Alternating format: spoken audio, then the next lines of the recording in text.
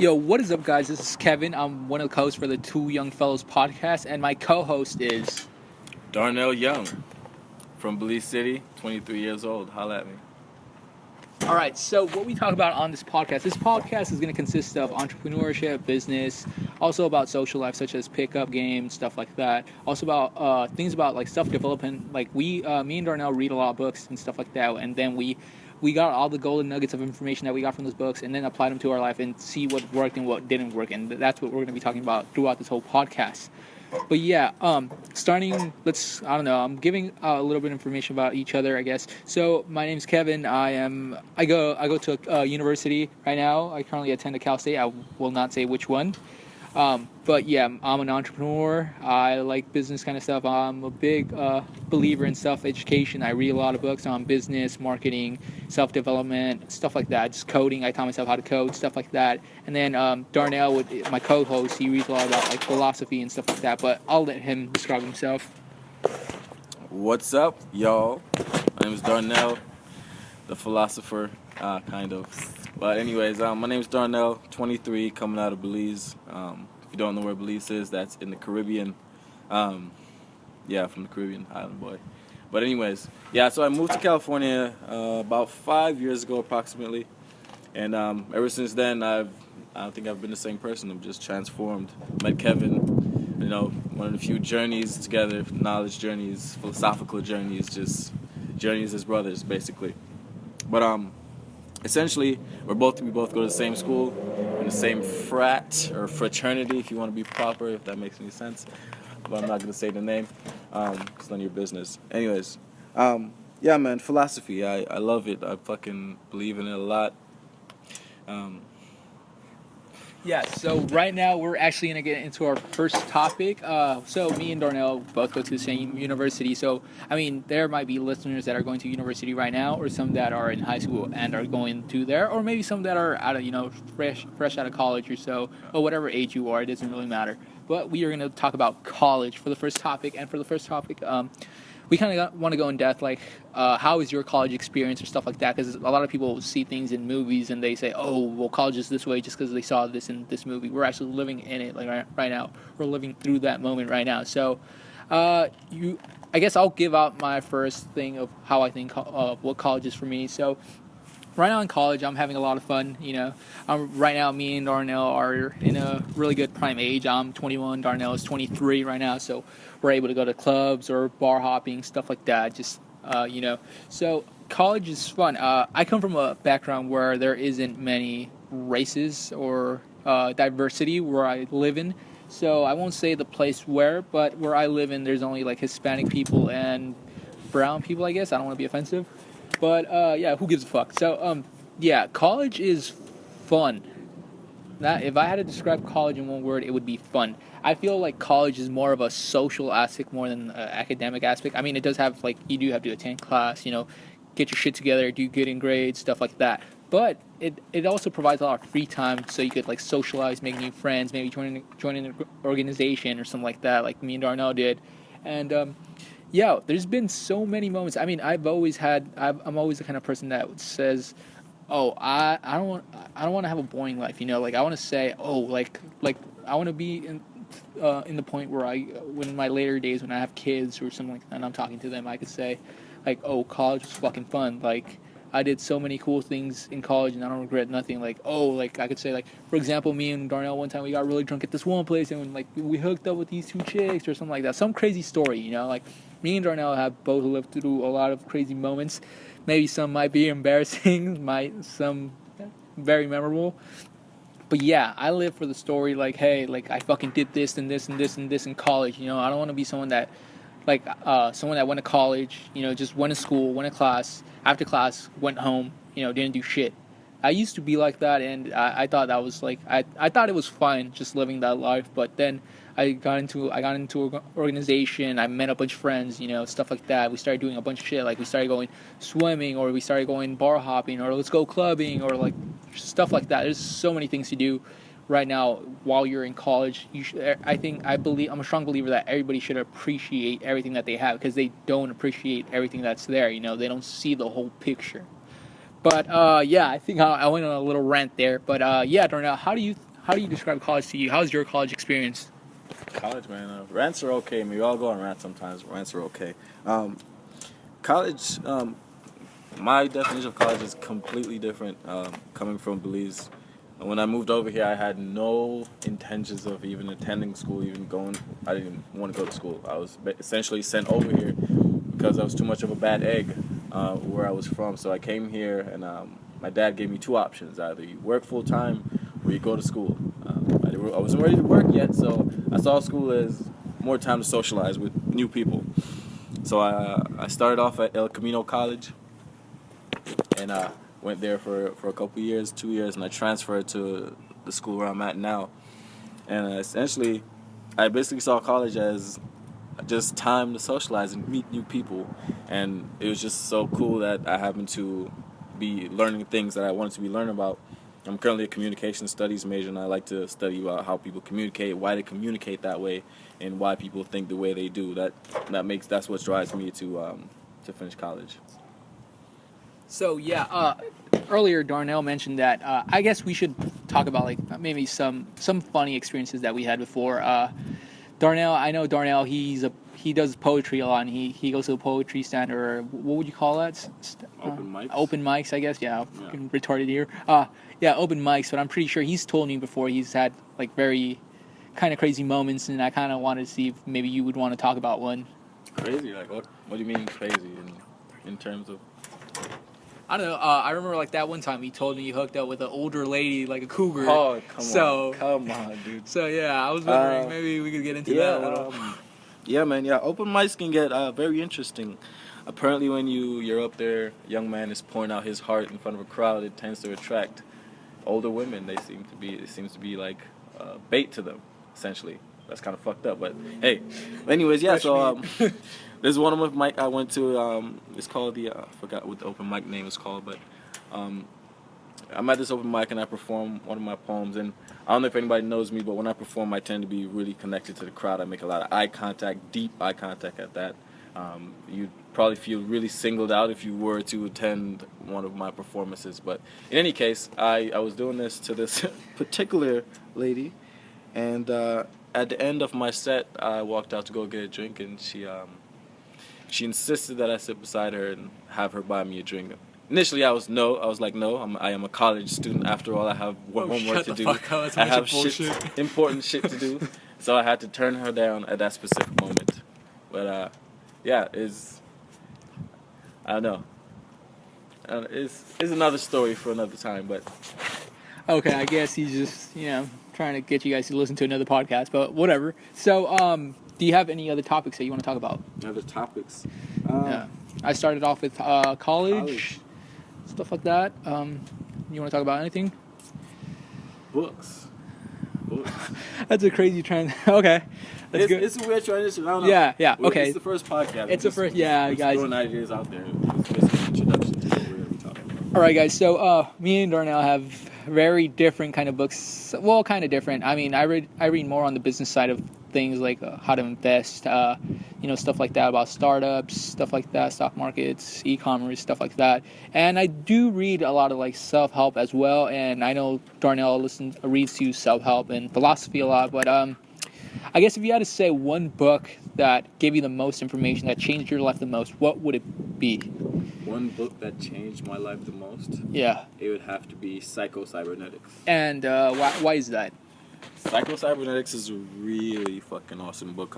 It's by, I think his name is Maxwell Maltz. It basically helps you view your mind and your body as a mechanism and something that you have complete control over.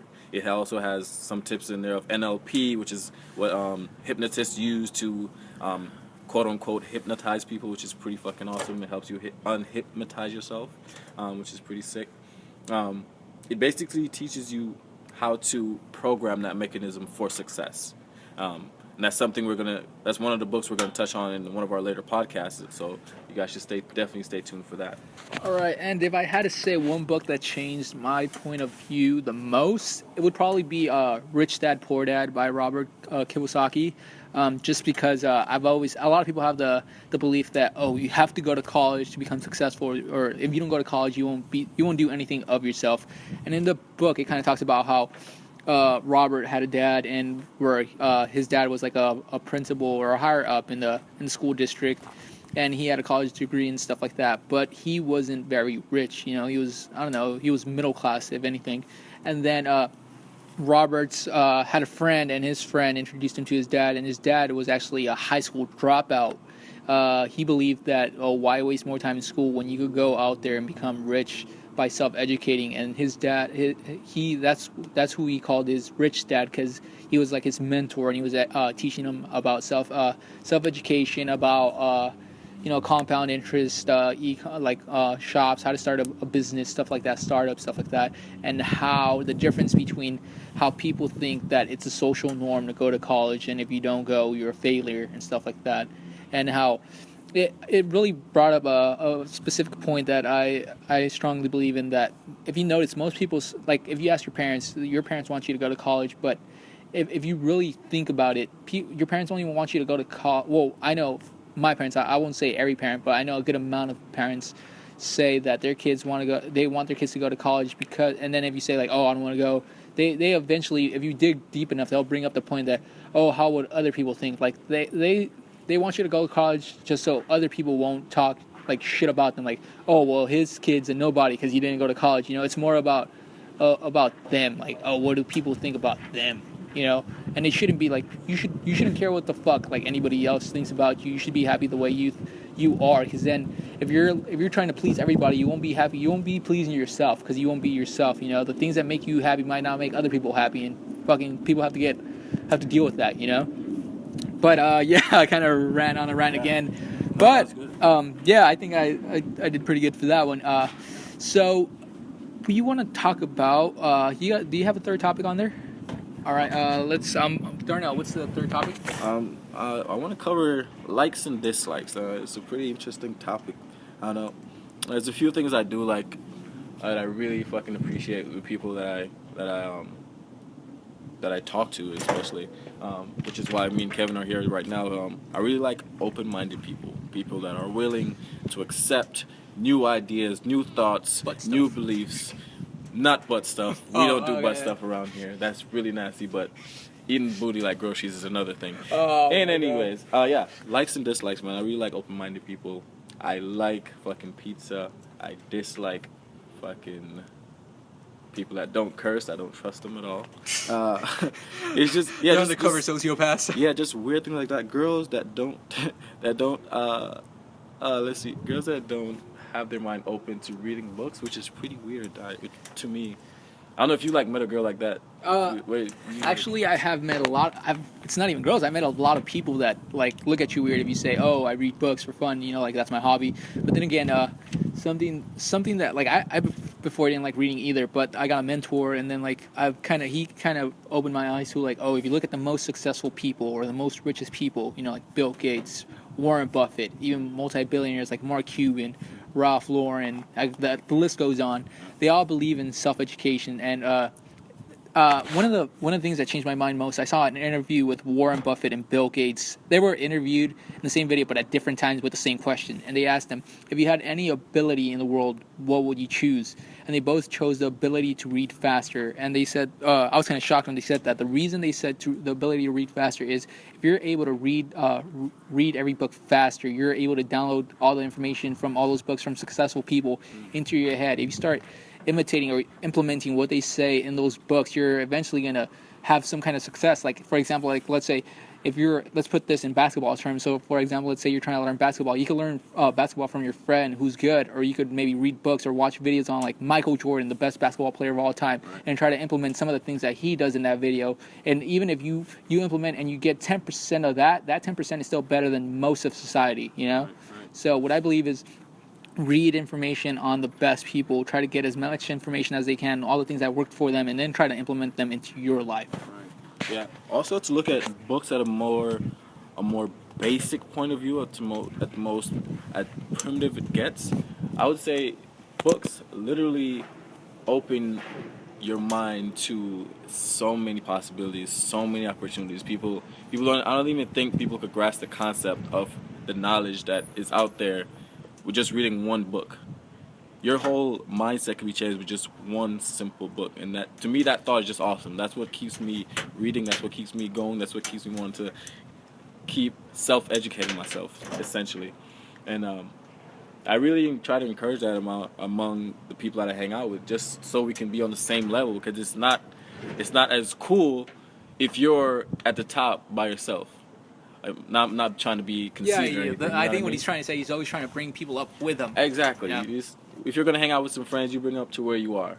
It doesn't matter what the case is. Yeah, you have a very strong point there. Like, the way I kind of see life now is, like, I want to hang out with people who are better than me, you know, so then I could learn from them, you know, and become myself better, you know, in a way. Like, I don't want to hang out with people who, like, I don't know, don't read or aren't, I don't know, I'm not the smartest guy either, but I wouldn't want to hang out with, like, really dumb people that only, like, you know, like, I don't know, for example, just smoke weed and don't do anything, you know, And watch the news. and watch TV, watch news. I can't stand people that watch Yeah, the news. yeah. Like, I want to hang out with people that will make me better. You know, people who are on a higher level than me, so I could strive to be at the level they are and become better. You know. Yeah. Also, it's funny that you bring up the news. That I was a journalism major, but I switched majors. But something we read is that the media basically controls what people think. You know, like, just because it's on the news doesn't mean it's like real. Like, there might be some truth fact to it, but it's not all real. Like, the news always. The thing they push out is whatever catches people's attention or whatever strikes fear into people, you know. But yeah, let's go into another topic, Darnell. So I guess you don't have any. Okay.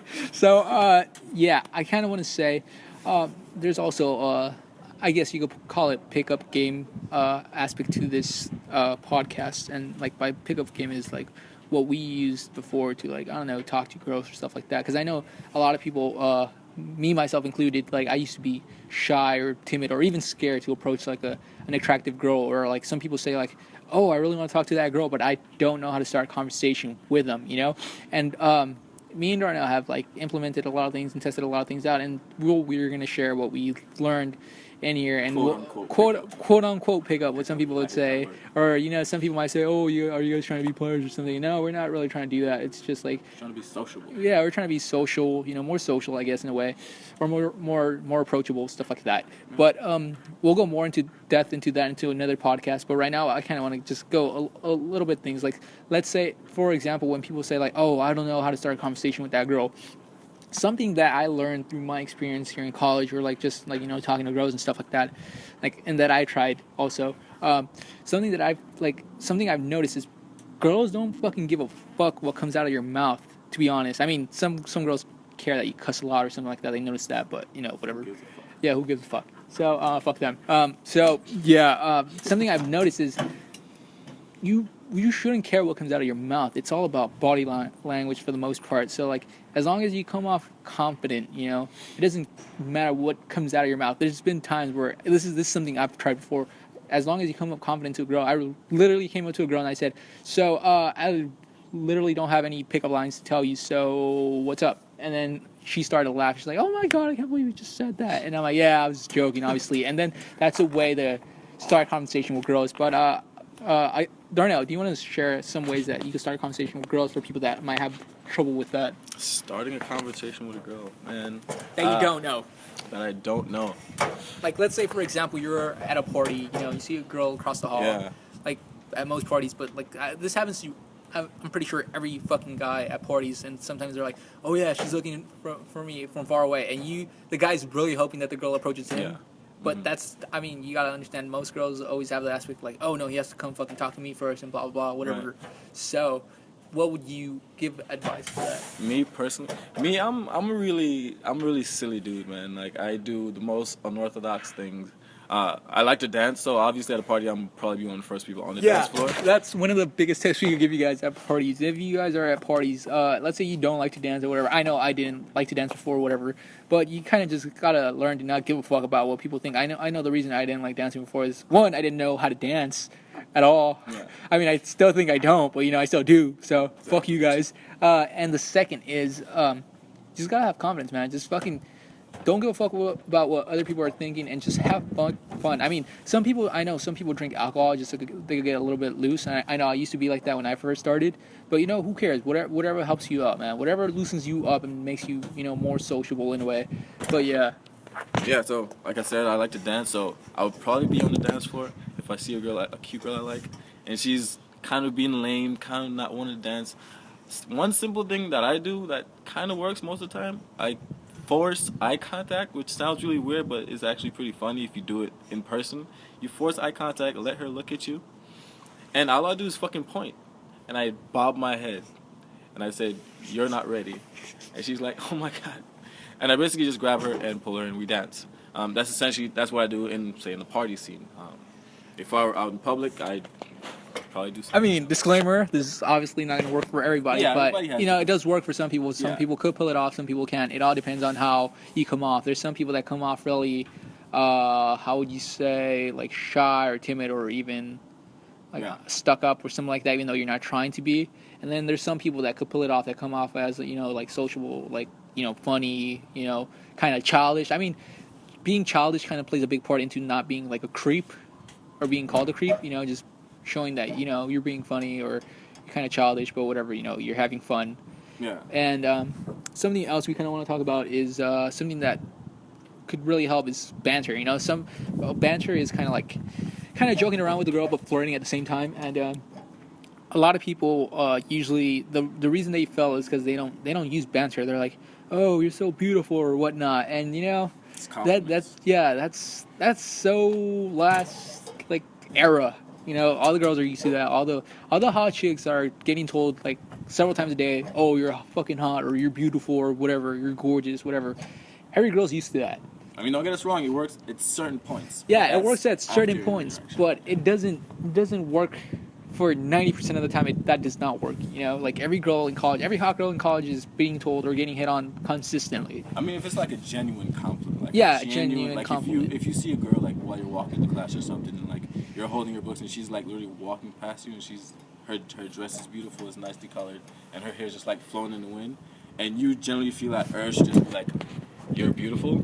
If you can just say that and you really mean it, then that's a fucking good compliment. I mean, yeah, it's a good compliment, but there's I hate how society is right now, where you can't even like ask a girl a question without them thinking, "Oh, you're a fucking creep. You're trying to like talk to me or whatnot." When that's not even the fucking point. All right. So sometimes like there's been times where I've gotten the girl's number from class just because we're in the same group together, and I text her like, "Hey," and then she doesn't reply, and then I send her another one like, "Hey, I need you to reply," and she's like, "Oh, sorry, I have a boyfriend," and I'm like, "Oh, yeah, congratulations.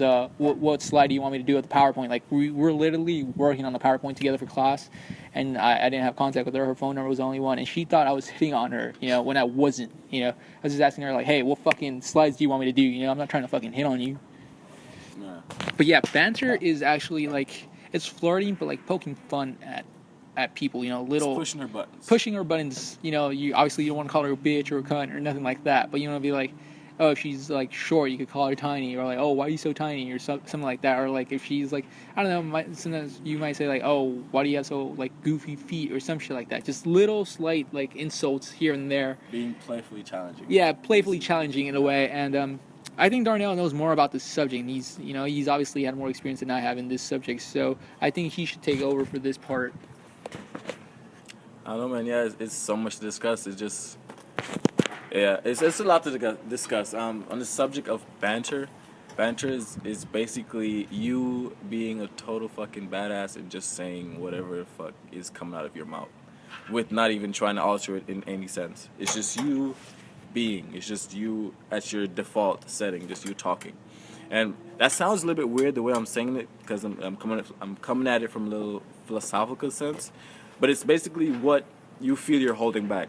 Because I know most of you can relate to it. I've been through it a lot of time. You see this cute girl, and you're talking to her, and you alter the way you speak because she's cute.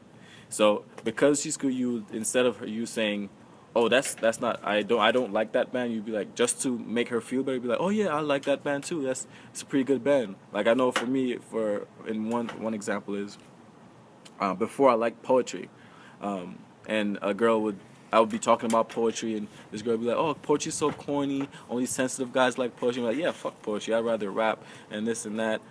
it didn't help me at all. It just made me feel like a fucking pussy, essentially. So now, being where I'm at right now, spoken word poet, I'm proud of it. I get pussy because of it. Not trying to be a dick or anything. Bragging. Just proving to you that being you works. As corny as that shit sounds, being you fucking Man, I know some of the listeners are like, God damn, that guy is such a fucking douchebag. All right, so but yeah, like I think what he's trying to say is you shouldn't always try to like agree with a girl, even though like if you don't agree with a girl, don't fucking agree with whatever she's saying just to like be on her side. Yeah, like I remember sometimes, and I said this jokingly, but this worked as a like, let's say I was at a place eating something. And I was like, I asked the girl, like, oh, like, this is, like, one of the new sushi places we've been to. I'm not a big sushi guy, but this is, like, the first time I went to. I'm like, oh, I asked the girl sitting next to me, like, oh, hey, like, what did you get? I'm thinking of getting this, but I never eaten sushi before. And she's like, oh, that's gross, blah, blah. And I would say, like, oh, you think that's gross? I guess we can't be friends then. And then she just started laughing, and obviously we started a conversation from there. Yeah. But the point is, like, you shouldn't always be on the girl's side. You know, like, if a girl says, like, oh, like, I don't like this, but let's say you do really like it, but you say, oh, okay, yeah, I agree with you. Yeah, it's fucking horrible, whatever. Just to be on her side and be more relatable, you shouldn't fucking do that. That doesn't work for anybody. Yeah.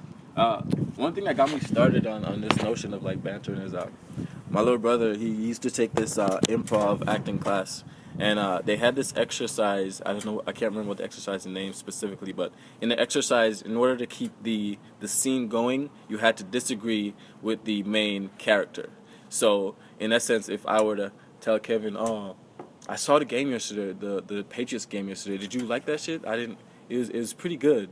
And then in order for the interaction to keep going, Kevin would have to disagree. No, that game was shit. Yeah, I didn't like that. I don't even like football. Yeah, exactly. I don't even watch football, so I don't know why I came up with that example. That's not the point.